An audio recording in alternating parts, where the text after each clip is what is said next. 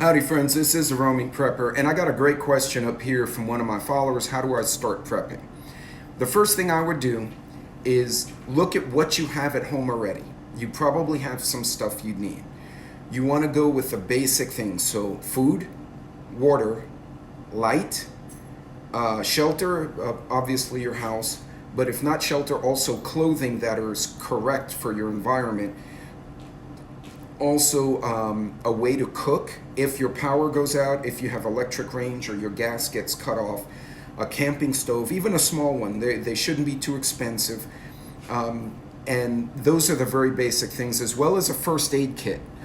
If you go to some websites in the US like ready.org or some of the hurricane websites in Texas, because we get a bunch of hurricanes here, it will show you a list of things you can put in a 24-hour or 48-hour box. I would try to do 48 to 72 hours. So say Friday, Saturday, Sunday to start. Look at what you have at home already and then set aside. So canned goods are very easy to get. They're very cheap, most of them.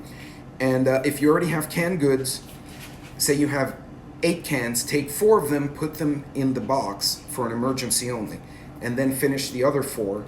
And then just buy more as you need them, and maybe buy an extra can and put a little extra in the bin.